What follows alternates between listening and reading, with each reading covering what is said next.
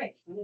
The February 2025 meeting of the Board of Commissioners for the South Whitby Parks and Recreation District is called to order at 6 o'clock.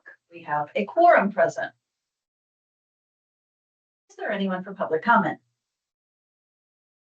There's no one. Okay. You do need to check that. Then we shall move on to the treasurer's report. Okay. Can you guys see it on the screen? Sir. Okay, so this is the reset for January.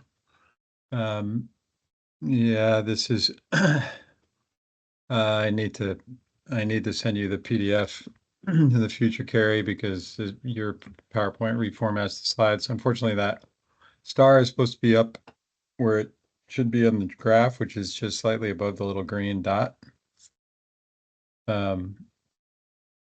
Sorry, the end of the green line in January. The green box indicates that we're favorable to plan as of the end of the first month, 45K total. So that star should be just above the green line in the month of January. Like I say, we'll go to PDF instead of PowerPoint in the future. Next slide. So this is correct. It shows the revenue picture. Out of that 45K, 26K is just revenue ahead of our budget projection.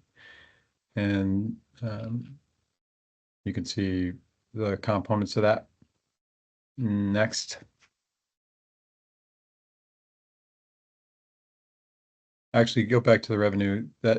You'll see this note in if you look at the actual chart data, but this miscellaneous is the result of two donations. One was the Rotary and the other one was Whitby Tel. And those were distributed between programs. So that's where that unusually large light blue spike or robin's egg blue spike comes from in January. Now I'll go to the expenses. You can see just general expense control to the tune of 19K favorable. So that totals the 45K overall. One note here, if you look in the detail in the file, you'll see row 81, which is in the expense rows where we have been historically, yeah, you can see that where we've been historically, at least over the past year and a half, using an M&O line to reflect payments to ARC prior to the bond issuance. Now that that's moved to the bond fund or the construction fund, that row 81 we've repurposed to pickleball expenses. So if you go back up to the expense, you'll see that referenced in the legend there on the chart. That's what was formerly ARC M&O. You can go back, scroll back up to that expense chart. Yeah. There you go. Yeah. So that's where that pickleball purple comes from. And then the last slide is the fund balances. There's a couple things here. So now that we've got the construction fund at a much larger scale than the rest of the budget, what I'm going to do is just use this blue box as our construction fund balance so that we can actually see the levels, the levels, for the funds that are, we're more actively managing at the month-to-month budget. So again, that blue is just the current balance of the construction fund. The other note is these fund levels balances reflect the normal January annual transfers. One to the main reserve to reset to our 2025 forward-looking expenses. Remember, we always maintain that at one quarter's worth of the forward-looking expenses for the coming year. So that was the reset, 102,831 to move that up. And then per our financial fundamental principles, we did move a small amount to the capital reserve. So that should grow in coming years, but at least we made a small movement into that fund, which is good.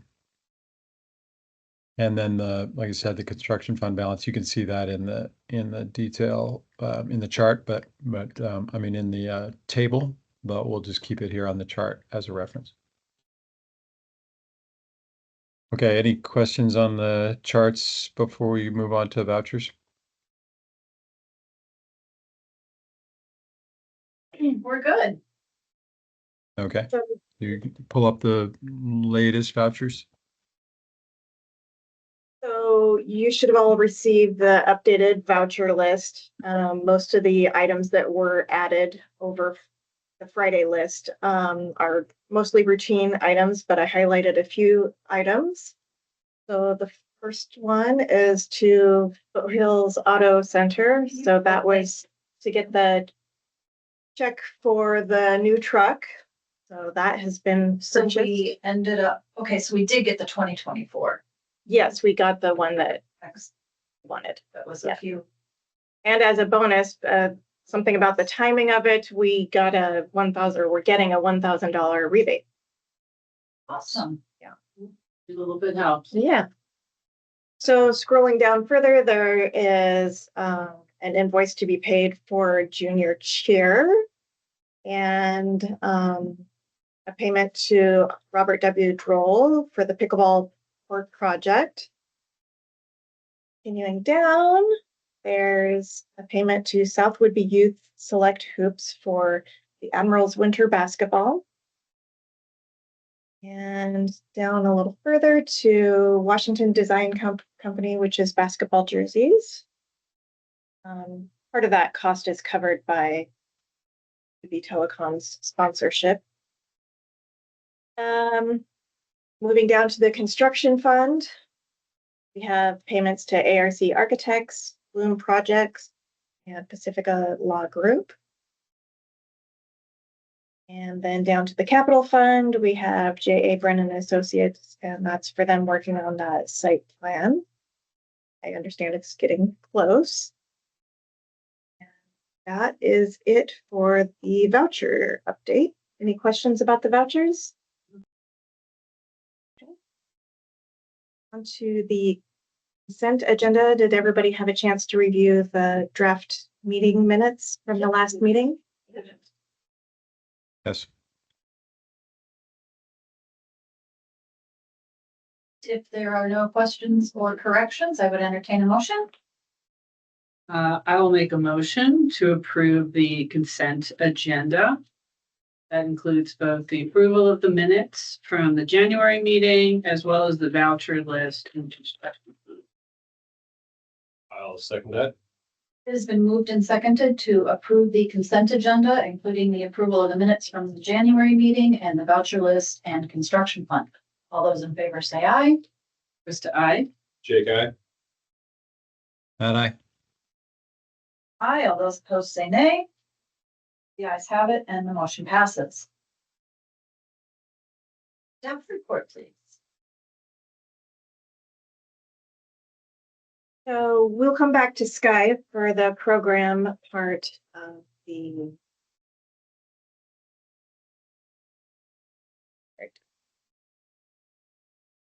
staff report. So for Tom, facilities and grounds, Tom picked up the new truck that was approved at the last meeting. Staff have been doing online safety training provided by Endurus. That's our risk management pool. And Tom received a bid for the water bottle drinking fountain station for the sports complex. So that check from the Rotary was for $15,000, I believe it was. And they said it would go towards that. And then the remainder would go towards improving the basketball court if there was anything to So be. how much was the bid? I don't know that. Less than 15. Is the trucks silver, right? That's the, Yeah. that was one of the requirements. Just relaying Brian's notes. And I don't know if Krista or Jake wants to touch on it, but they met with Jay Brennan to go over the update on the campground site plan. Have anything to add to that? When we get to the committee and community, Okay. Yeah. We have had several interviews for the admin 2 position, and we've not connected with the right candidate yet. So the position is still open, and we're going to continue after Ryan gets back. There's a meeting set for February 27th with Department of Fish and Wildlife to tour the 3 lake locations, including Jake and Krista. And this is part of the agreement with Fish and Wildlife that we have this annual meeting. Brian had offered to meet with the board as well as the other members of the JACC group to update them on the pool plans. And he sat down with Rich and Marnie on the 11th to go over it. They had good questions and were happy with the current design. And he'll be back Monday. With the interviews for the admin assistant 2, is it a question of not finding right culture, or are people don't have the required experience? We have made some offers Okay. and Just they has didn't not. work out for financial reasons or just deciding that it wasn't.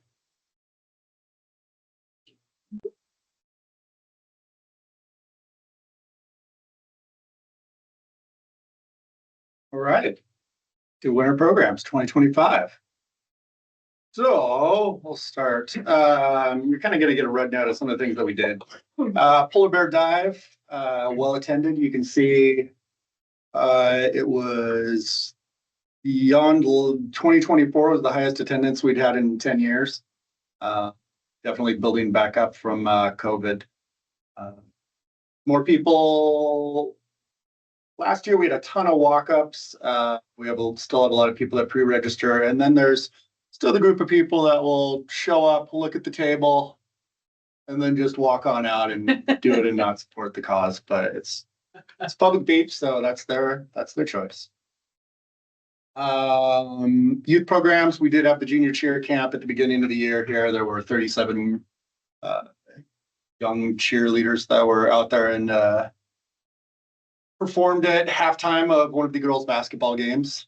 I'm in the works right now. We haven't had any spring break camps, so I'm working with J.R. Russell to get a magic camp, and then also the Woodby Island Admirals is looking to add a spring break basketball camp. They've been doing a wonderful job of kind of filling in a hole of year-round basketball, and I can see a large difference when it comes to our youth basketball league. We had to switch it up. We used to do a first and second grade, a third and fourth grade, and a fifth and sixth grade. The sixth graders this year, because they attend the middle school, most of them were able to make the middle school basketball team. So with that, what I've done is I've just created one first grade where everybody practices together as one giant team, and we kind of mix it up. Second and third grade, we've got 6 teams, which is 2 more than last year. And then the fourth and fifth grade teams, we have 5. We used to split those into boys and girls, but because of our girls' numbers have been dropping a bit, we now make that co-ed, but girls are still really dominant at a good chunk of these matches. So currently still could stand one more referee. We have a couple referees that are also doing high school and middle school games, so sometimes they'll get called in on short notice. So that means I'll be popping in on Saturday mornings sometimes, but I enjoy doing that. Adult programs, pickleball, we've got 14 2-hour sessions a week. We took one of the sessions and we turned it into a skills and drills drop-in session because we've had a lot of demand for people that want to somehow get gym time to just practice, but since we can't necessarily ever rent the gym out to anybody else, this was our solution to it. And our round robin league, where you enter in as a single, so popular the first time around that we added a second one, and both of those have filled up, and you can go watch one right now if you wanted to. Volleyball, we're at 1 time a week. We're moving that to 2 times a week in mid-March. We have the reading with Rover, beginning on March 6th. Futsal is 3 times a week. They do a wonderful job of helping keep off the fields a bit in the wintertime. And I'm sure Tom would vouch that there's a marked difference in how their fields look right now. But at the end of March, they'll finish up. And then I reached out and was able to find a line dance instructor, Gigi, who beginning in May will be doing the first and third Sunday of every month. She also works at some of the finer establishments throughout the island doing line dancing classes. Be able to find something with her. Sky, what is reading Rover? Reading with Rover is you get your dog trained where they can go into the library while you are a child or an adult is reading a book aloud and the dog's singing nicely. Okay. It's a way for a low pressure way to practice reading usually for kids. They sit there and read to the dog and With their buddy. petting the dog and stuff. Or it's just like in a hospital setting sometimes. Sure. That one's almost full, I think, now. Yeah, there was 8 last I Breakdown. saw. Yeah.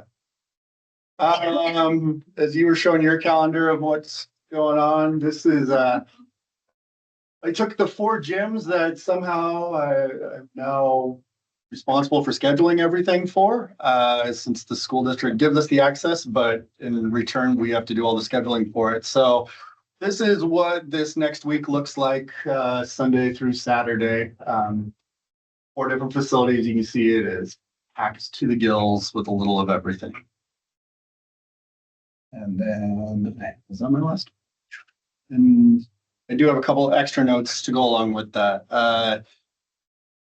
I worked with Brian. We created a code of conduct to have at some of our activities, just an expectation of, we've had some incidences of individuals maybe yelling at other participants, or we had somebody that threw a paddle. We've had some people that have been not honest and trying to sneak into some of our stuff. So we wanted to be sure we had a code of conduct out there, something to fall back on to kind of hold the customer accountable and also protect the employees and volunteers. Getting all the summer activities going together, so you should receive something earlier this week if you would like to. Anybody that would like, if you know any new activities, I mean, I'm down for whatever. So will the code of conduct then be printed in? Right now, I've got it printed and sitting out at the pickleball. But we are gonna post it to the website, and I do want to put it up around the gyms and facilities that we And then have. also like when you're publishing the NACLES book? Yeah. Good. Yeah. Yeah, cool. Had a potluck with the new superintendent on Tuesday. From all the people that are users, I guess, in this area. So just got to kind of begin the relationship as they're kind of stepping into the role, as she stated, like, right now I'm just a listener. I'm not a decision maker. Talk to me in July, then I can help make decisions. But it was good just also meeting the other groups that are in this facility, because we see them in a parking lot, but we don't necessarily interact with them. So to hear what they have going on, me being able to tell them like, hey, do you have anybody, or do you want an ability to teach a class? Like, we're a wonderful vessel for that. We're not in the mode of trying to make a bunch of money off of this. We're in the mode to just cover the administrative fees and allow for the community to have some more activities. And then I've been working with some of the aquatics people in regard to triathlon help. So we've been meeting probably once a month with them.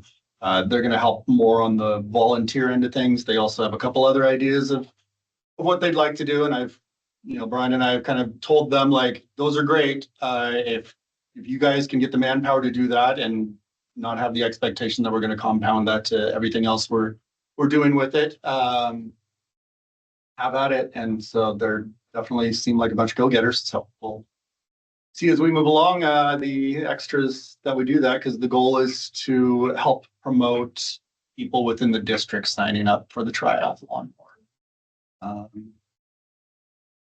That would be about it. It's usually kind of our slow season, but with the basketball, it doesn't make it that slow. And the try is open now, and do you know when the rates go up? I think I put it for May 1st, May is the 1st. next bump. All right. May 1st, and then I think July 1st is when I shut down registration. I saw that. I saw the July 1st. So you guys Timing not it. taking that long to figure out.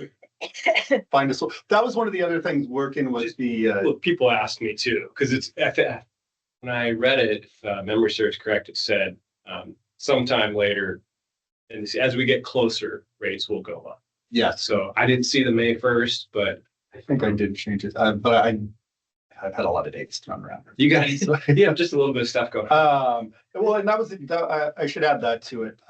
Working with the triathlon volunteers there, something they'd like to do also is maybe get some training sessions going to help people with some of the transitions to it all. And they also wanted to work on figuring out a way where some people that maybe don't want to do the swimming portion can hook up with people that are able to do that. Because I know we've had some people where, yeah, they'd rather do a duathlon.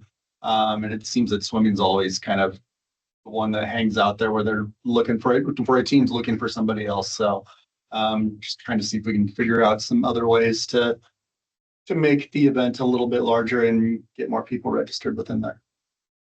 I think the idea of doing like some transition clinics is a great one. And also just kind of maybe a gear clinic, Yeah. like, because I think that especially first timers don't necessarily know what to wear and like how to navigate between like a swim and that kind of thing. Or having that kind of be all one. Mhm. And maybe doing just some bulletin board, an electronic bulletin board of people who would be interested in doing one leg. Mhm. To create some relays, right, to help bring people together. And also triathlon related, Bob has a new puppy, and I have been seeing him at the dog. I know another piece to it. I was talking to Michael over at Bayview Bikes, and he's looking to close up or sell shop, one or the other. So right now they're trying to find somebody to take over, but he said March 1st or end of March, I think, is when they're hoping to transition. So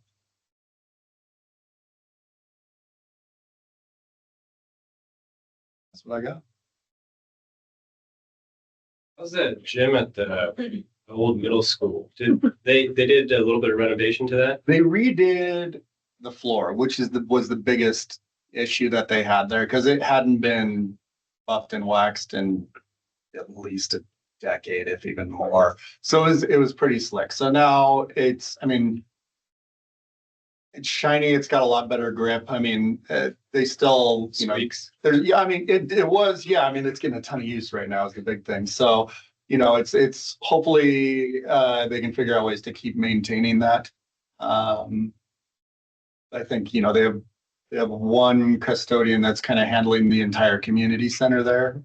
So it doesn't get as much love as the schools do because it is, it's not education dollars are in, but it's definitely nicer than it was, which is great.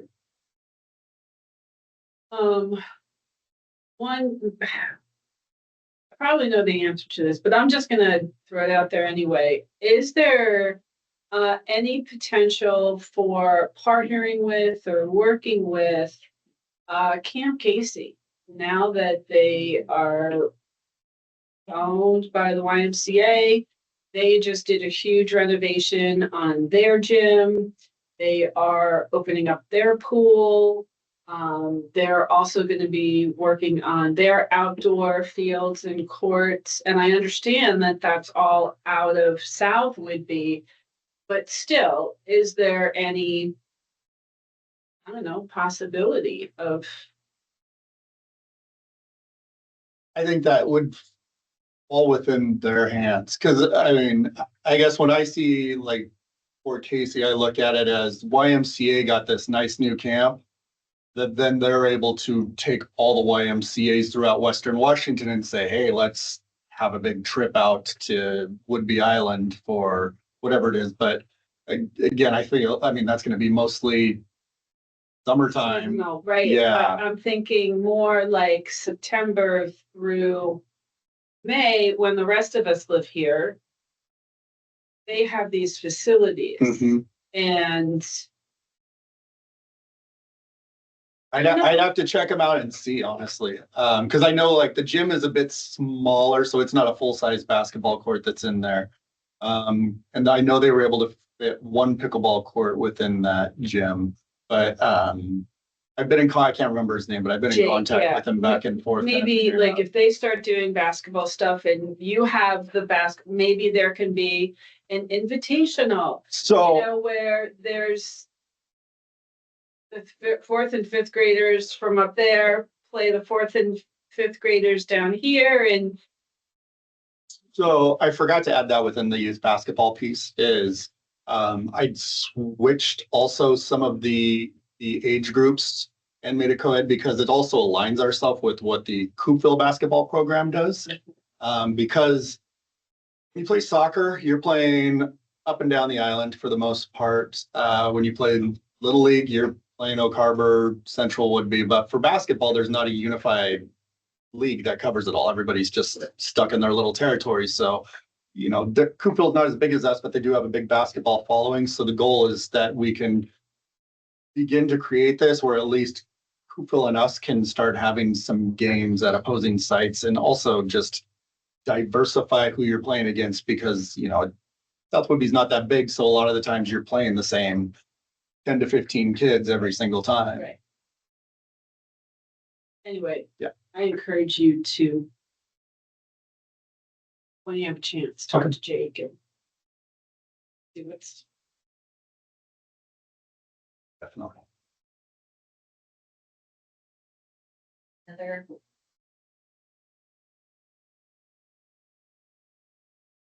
Right, then we shall move on to committee and community meeting reports. Campground. Campground.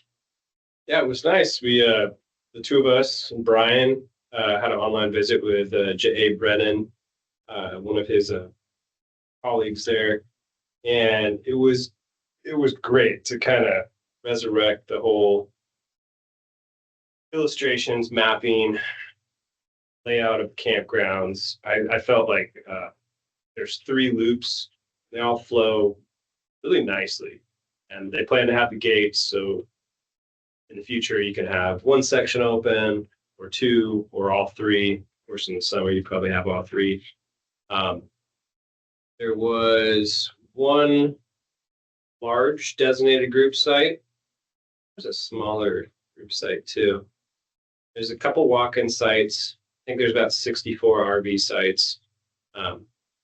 Both Chris and I gave a little feedback.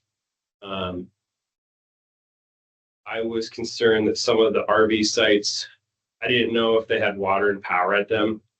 Working at campground for about 7 years, I made the comment that people with RVs that are spending $100,000, they expect a certain amount of service, in my opinion. And so I passed that on. I think that was receptive well for the RV sites. But yeah, as a whole, it was a great layout. I thought it flowed really well, and they were very receptive to both of us and our comments. Just to talk. Yeah, I wouldn't call it like a huge departure from what we've seen in the past, except that was a really long time ago. I think benefits, I think it's well scaled for the amount of space that we have. There is an area that will work really well for groups like, scout troops and, larger family reunions that can also kind of spill over into other areas. But at the same time, it's not so big that, like, if it's a really big group, they're not going to be coming to us anyway. So I just felt that, again, the size of everything just really kind of fit what we have in our community. And one real nice thing about their design was they also incorporated trails that would kind of connect the different loops, so that, there's real kind of flow through the whole place, not just like the kind of the rain road. We also talked about water, kind of throughout, rather than at each site, but kind of certain, like in each loop. So just got into some of those details, and they were noted. Our goal with this was to use those funds and actually have a plan. And that's what we have. So mission accomplished.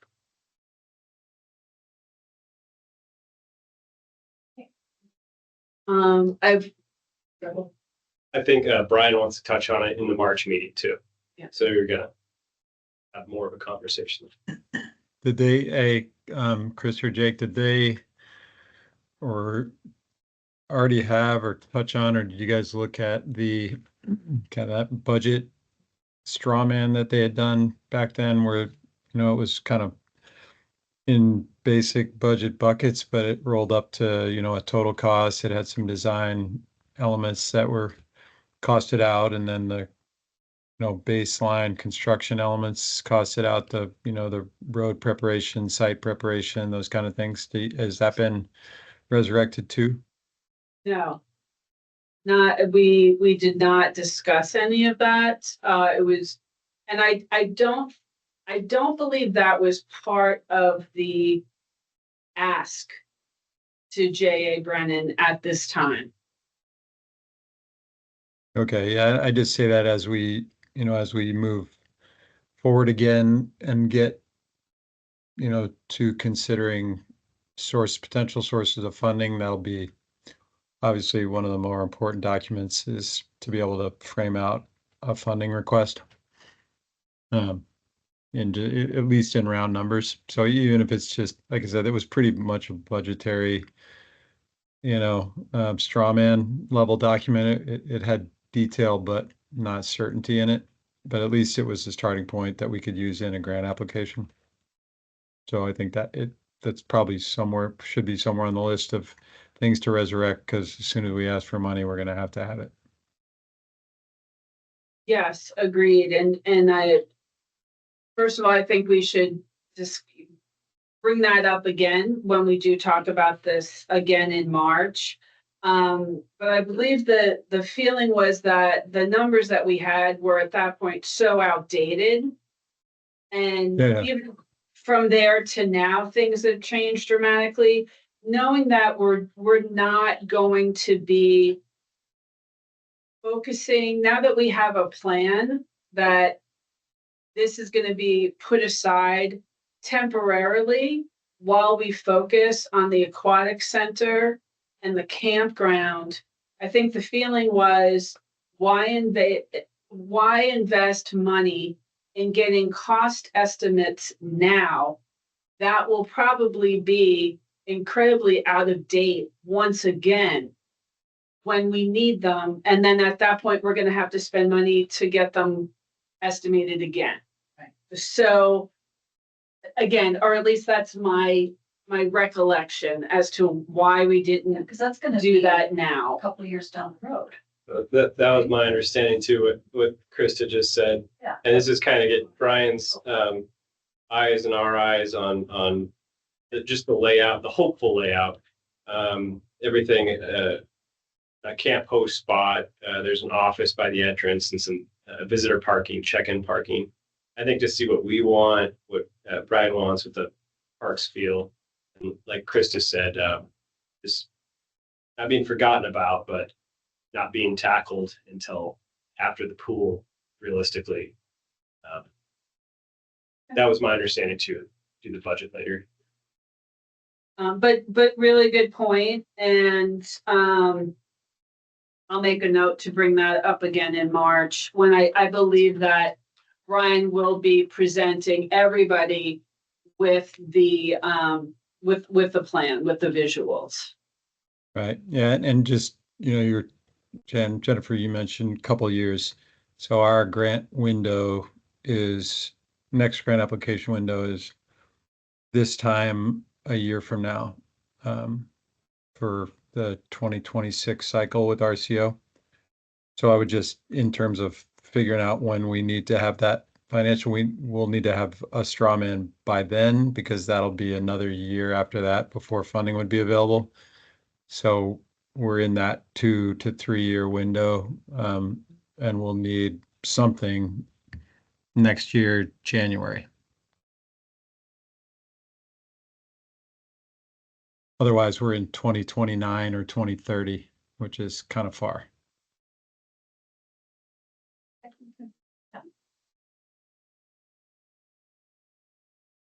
Thank you, Matt. Those are good points. The only other committee item I have is, so as was mentioned, we have the lake meeting next week. While tabling at the Sound Waters University event a couple weeks ago, I met somebody who lives on Lone Lake and is anyway very active in trying to find a solution for the algae there.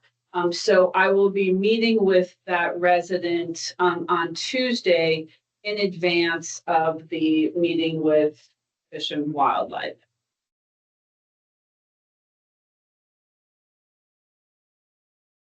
Clinton Community Council, the notes as well as the slides were in the packet. So if you have any questions above and beyond what I already presented in there, you can reach out to the 2 contacts that spoke. I thought that was a good presentation. Yeah. Little off subject, but I know on Monday they have the Clinton sub area plan meeting from 4 to 6 p.m. at the Clinton Community Hall for the Rural Growth Center and residential rural expansion.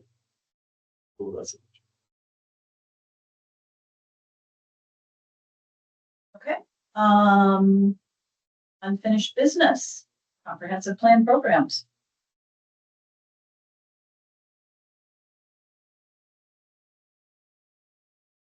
Okay, so just notes from Brian. So regarding the pickleball courts, he didn't have much of an update yet, that they're waiting for final approval from the county regarding permitting for the pickleball courts. And he didn't have any particular concern about it, as things seem to be progressing. Regarding the Aquatic Recreation Center, Mark Bloom, the project manager for the project, and Brian met with Jonathan Lang, the Island County Planning Director. This meeting was intended to open up communication for this project and also the pickleball project. Felt that they'd had a good discussion and shared a few concerns that they had, and he felt that they had laid a good foundation for working closer together moving forward. Mark and Brian are meeting with ARC in Seattle to go over finishes in the plans. And Mark has started assembling the draft of the bid packet so that we're ready when we get the green light to go out to bid later this spring.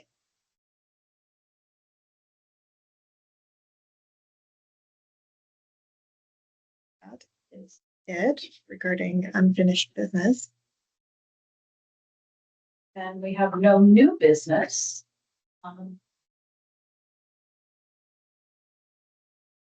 Nothing else on anyone's list. We can adjourn at 6:40.